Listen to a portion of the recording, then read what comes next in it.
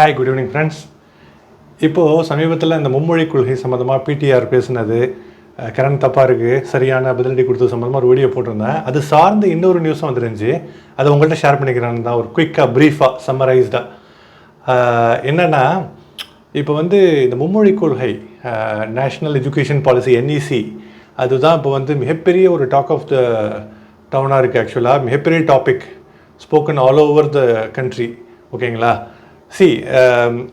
என்ன நியூஸ் என்னென்னா, நம்ம தமிழக முதலமைச்சர் திரு மு.க. ஸ்டாலின் அவர்கள் என்ன சொல்லியிருக்காங்கன்னா, அமித்ஷா மற்றும் மத்தியில் உள்ள அரசாங்கம், ஒன்றிய அரசாங்கம் மும்மொழி கொள்கையை எல்லா மாநிலங்களும், குறிப்பாக நம்ம மாநில தமிழ்நாட்டில் இம்போஸ் பண்ணுறது, திணிக்கிறது வந்து எல்கேஜி கேஜி பசங்க வந்து PhD ஸ்டூடெண்ட்ஸ்க்கு லெக்சர் எடுக்கிற மாதிரி அப்படின்னு சொல்லியிருக்காரு. ஆக்சுவலாக ஏன்னா ஆல்ரெடி நம்ம தன்னிறைவோட ரொம்ப சூப்பராக நல்லபடியாக ஒரு சிஸ்டமேட்டிக்காக எஜுகேஷன் சிஸ்டம், ஓகேங்களா, மொழியெல்லாம் ஒருங்கிணைந்து அழகாக நம்ம மாநிலத்தில் செயல்பட்டு இருக்கிறப்போ புதுசாக உன்னை கொண்டு வந்து தள்ளுமுள்ளுகள், கான்ஃப்ளிக்டிங் சுச்சுவேஷன் எதையும் உண்டாக்கிடக்கூடாது அப்படின்னு சொல்லிட்டு ஒரு அக்கறையில் முதல்வர் வந்து இந்த விமர்சனத்தை, இந்த கமெண்ட்ஸை கொடுத்துருக்காரு.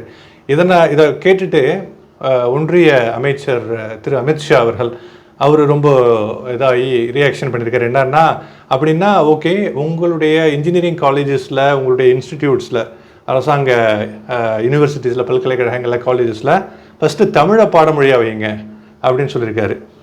இந்தியாங்கிறது ஒரு மிகப்பெரிய பன்முகத்தன்மை கொண்ட ஒரு அற்புதமான நாடு, சப்கான்டினென்ட் அப்படின்னு சொல்கிறாங்க இல்லைங்களா, துணைக்கண்டம். என்ன காரணம்? மிகப்பெரிய ஒரு நாடு, வேற்றுமையில் ஒற்றுமை காணும் நாடு. 26 ஸ்டேட்ஸுக்கு மேலே இருக்குது. ஆக்சுவலாக வேறு வேறு மொழிகள், வேறு வேறு கல்ச்சர்ஸ், ஓகேங்களா, வேறு வேறு பிலீஃப்ஸ், ஆனாலும் அந்த ஒருமைப்பாடு, தேசிய ஒருமைப்பாடு, யூனிட்டி இன் டைவர்சிட்டி, அது ரொம்ப ரொம்ப முக்கியம். அதுதான் இந்தியாவினுடைய அடையாளம், வெளிப்பாடு. அப்படி இருக்கிறப்ப ஒவ்வொரு மாநிலமும் தங்களுக்கே உரித்தான யூனிக், ஓகேங்களா, யூனிக்னா என்ன, ஒரு ஸ்பெஷல் தன்மை வாய்ந்த ஒரு விஷயங்களை, சென்சிட்டிவான விஷயங்களை வச்சுருக்காங்க. அந்த சென்சிட்டிவான விஷயங்களில் முக்கியமானது மொழி. அவங்க மாநிலத்துக்கே, நமக்கே உரித்தான, நமக்கு மட்டும் இல்லை, அந்தந்த மாநிலத்துக்கு உண்டான மொழிகள் அவங்களுக்கே உரித்தான ஒரு ஓனர்ஷிப், அந்த சொந்த உணர்வு, நம்ம மொழி, நம்ம கல்ச்சர். அப்படிங்கிறப்போ அதை ஒருங்கிணைத்து, ஓகேங்களா, அரவணைத்து போகிறதான் ஒன்றிய அரசனுடைய சரியான போக்காக இருக்க வேண்டும். திடீர்னு ஒரு மும்மொழி கொள்கையை கொண்டு வந்து இதையும் தான் நீங்கள் ஃபாலோ பண்ணணும்னு சொல்லிவிட்டு கான்ஃப்ளிக்டிங் சுச்சுவேஷனை ஏற்படுத்துகிற மாதிரியான ஒரு விஷயத்தை ஒன்றிய அரசாங்கம் பண்ணக்கூடாது, ஐடியலி பண்ணக்கூடாது. எந்த ஒரு ஒன்றிய அரசாங்கமும், இப்போ அரசில் இருக்கிற அரசாங்கம் மட்டும் இல்லை, எந்த அரசாங்கமும் அப்படி பண்ணக்கூடாது. ஏன்னா சென்சிட்டிவிட்டி, கல்ச்சர், மொழி, எல்லாம், மொழிங்கிறது நம்ம மனிதனுடைய, நமக்கு இடையே ஒன்றரை பின்னி பிணைந்தது, இரண்டரை கலந்தது, உயிரோடு உறவாக கலந்தது நம்ம மொழி, இந்த கல்ச்சர் எல்லாமே. திடீர்னு அந்த மொழி சார்ந்த விஷயங்களை திணிக்கிறப்போ எல்லாத்தையும், எல்லா சம்மந்தப்பட்ட மாநிலங்களிலிருந்து, தமிழ்நாடு மட்டும் இல்லை, கண்டிப்பாக வந்து ரெசிஸ்டன்ஸ் இருக்க தான் செய்யும். அப்போ அதை செய்யக்கூடாது, சரியான முறையில் கொண்டு போகணும். அதுக்கு ஒன்றிய அரசு தவறிடுச்சு அப்படின்னு சொல்லிட்டு தான் நானும் என்னுடைய தனிப்பட்ட கருத்தும் கூட. ஓகேங்களா?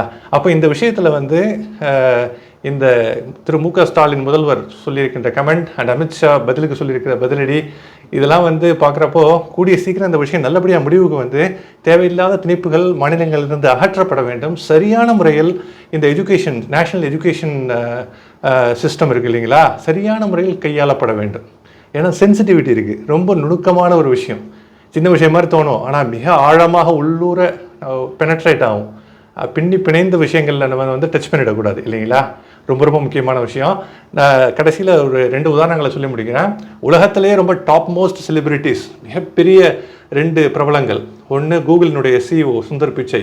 அவர் வந்து தான் படித்த அந்த institute, IIT, Indian institute of technology, கரக்பூருக்கு போய் உலகத்தின் மிக சிறந்த ஒரு பர்சன் இந்தியாவிலேருந்து வந்திருக்காரு, அதுவும் நம்ம தமிழ்நாட்டிலேருந்து வந்திருக்காரு. அங்கே போகிறப்ப ஹிந்தியில் கேட்குறாங்க, எனக்கு ஹிந்தி தெரியாது, இங்கிலீஷில் கேளுங்கன்னு சொல்கிறாரு.